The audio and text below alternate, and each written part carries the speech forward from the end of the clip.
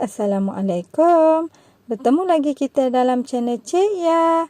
Kali ini Cik Ya ingin kongsi cara membuat pembatalan My Digital ID. Tapi sebelum tu boleh subscribe channel Cik Ya sebagai sokongan.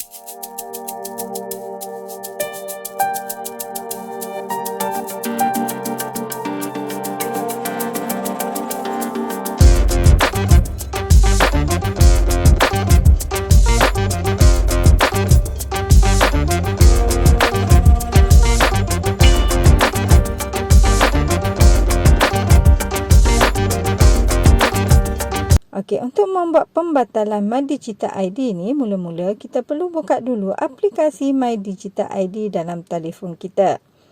Kemudian dekat paparan halaman utama My Digital ID ni, kita klik pada garis 3 ni. Seterusnya akan keluar pilihan macam ni.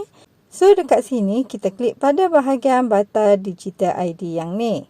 Kemudian kita dibawa ke paparan yang ni. Dekat sini kita perlu isi maklumat diri yang diminta. Kita masukkan nama dekat bahagian sini. Lepas tu kita perlu masukkan juga nombor kad pengenalan dekat sini. Bila dah siap, kita klik seterusnya. Okey, lepas tu kita diminta untuk membuat pengesahan eKYC. So dekat sini kita baca dulu tip untuk eKYC yang ni.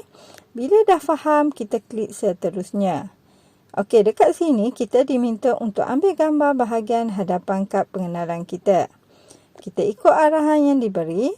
Bila dah siap macam ni, kita klik teruskan. Seterusnya, kita perlu ambil gambar belakang kad pengenalan kita pula. Macam biasa, kita ikut arahan yang diberi. Bila dah siap, kita tunggu proses sekejap. Kemudian, kita diminta untuk selfie pula. Kita ikut arahan yang diberi. Bila dah siap, kita tunggu proses bingkai wajah sekejap. Kemudian, kita tunggu pula proses penganalisis wajah. Lepas tu, akan keluar status macam ni. Tahniah, Digital ID berjaya dibatalkan.